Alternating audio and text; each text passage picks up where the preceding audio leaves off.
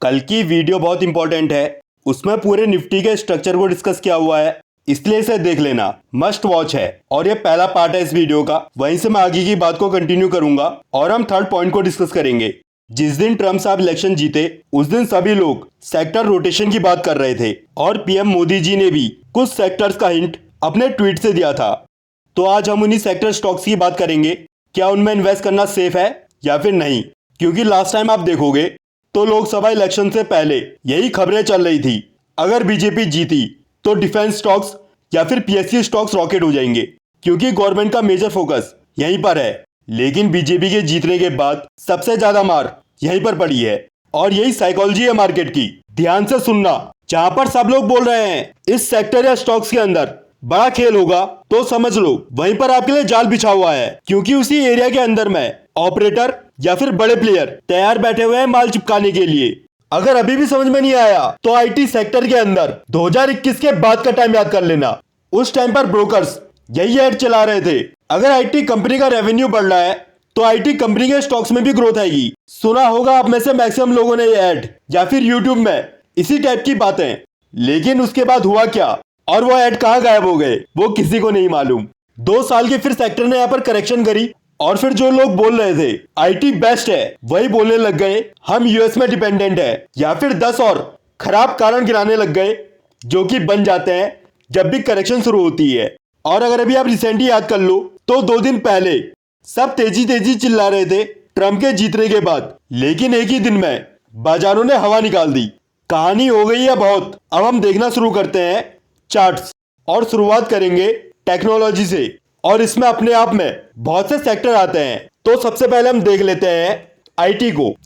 अगर आप regular video देख रहे हो तो आपको सारी कहानी पता होगी। हमने डिस्कस किया था अगर बाजारों को ऊपर जाना है तो ये सेक्टर परफॉर्म करेगा, और बड़ी पिक्चर में देखोगे तो ये गिरा भी नहीं है। और लास्ट वीडियो मैंने बोला था अभी प्राइस के लिए 23% का लेवल इंपॉर्टेंट है, अगर इसके ऊपर सस्टेन करेगा तो यहां से भी रिवर्सल आ सकता है। और अगर अब इसमें 43,000 के हाइस ब्रेक हो रहे हैं और प्राइस ऊपर की चाल को कंटिन्यू कर रहा है तो फिर समझ लेना ये आसानी से नीचे नहीं आएगा। अभी डाउन साइड के अंदर 111% का लेवल ही इंपॉर्टेंट है, अगर इसके नीचे प्राइस सस्टेन करेगा तो फिर 38% तक आने की संभावनाएं बनेंगी। इसकी पूरी स्टोरी मैंने ऑलरेडी डिस्कस की है, तो एक बार इस वीडियो को देख लेना।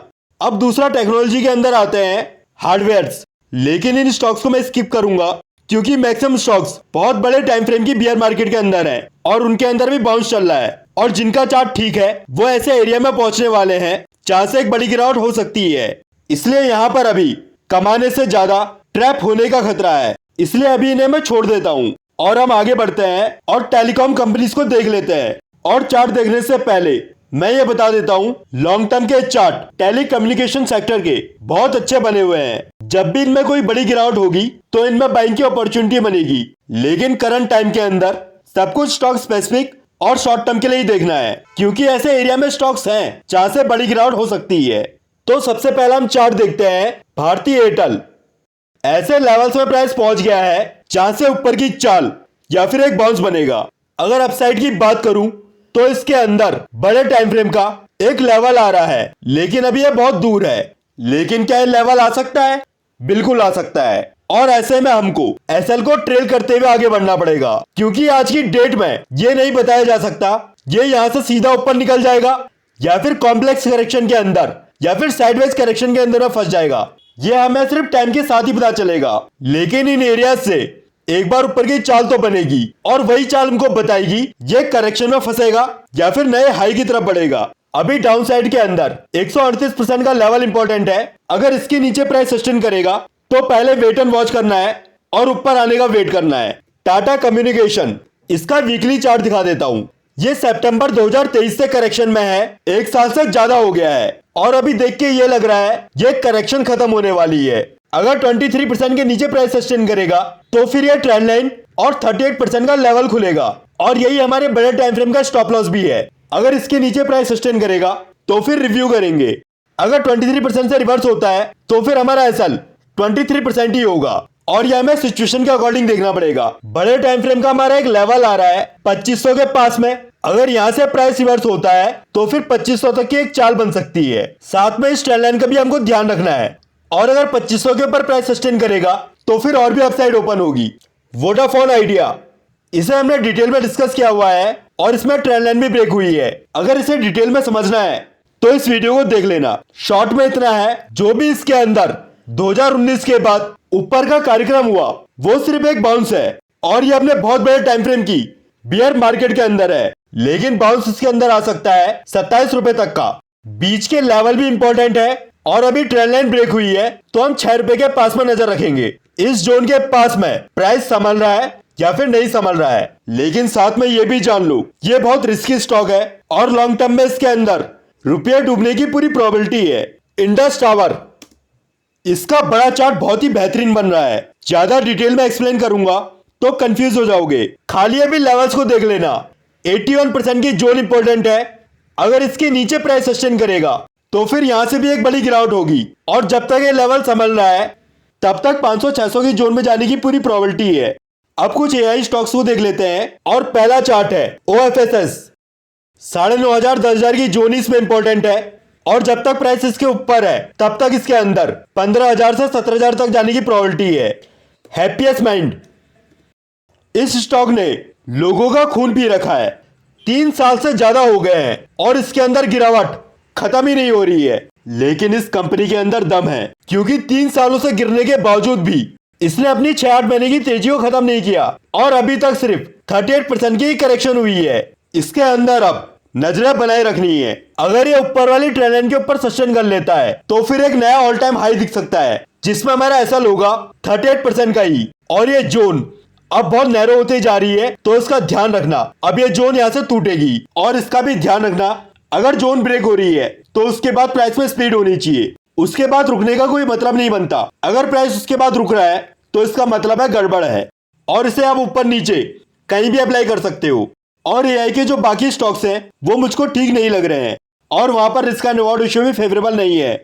जब तक उनके अंदर बड़ी गिरावट नहीं होती तब तक वहां पर फ्लैश बैंक नहीं बनेगी और थोड़ा सा वो रिस्की भी लग रहे हैं क्योंकि अगर वो नीचे आए तो फिर वो ज्यादा गिरेंगे, इसलिए बाकी एआई स्टॉक्स को हम अभी नहीं देख रहे हैं।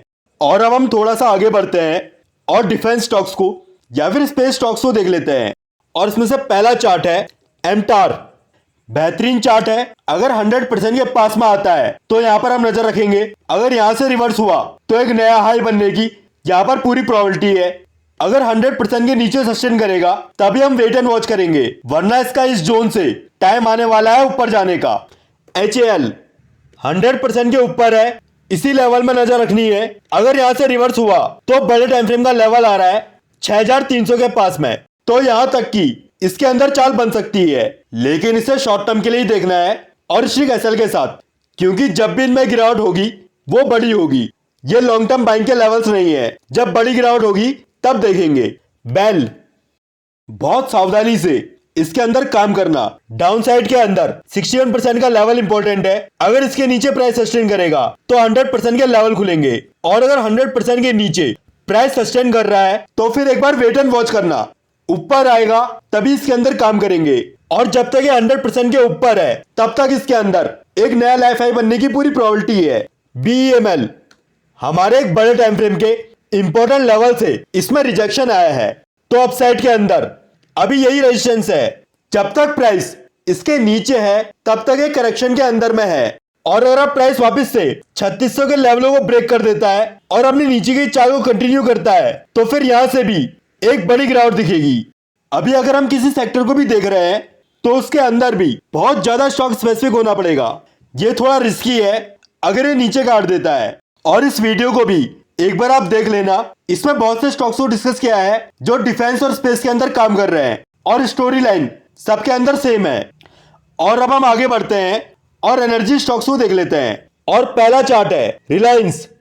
इसी एरिया में हमने बात करी थी, ये ऊपर की चाल बाउंस लग रही है और इसके बाद नीचे काटने की प्रोबेबिलिटी है, लेकिन अब इसके अंदर नजरें बनाए रखना, इसकी इसी एरिया में यहां पर बॉटम लग सकती है और अगर यहां पर बॉटम नहीं लगी और यहां से ऊपर नहीं गया तो फिर दिक्कत आ जाएगी। अभी नजदीक में 50% का ही लेवल इंपॉर्टेंट है और एक बार लास्ट वीडियो देख लेना, इसमें रिलायंस को डिटेल में एक्सप्लेन किया हुआ है।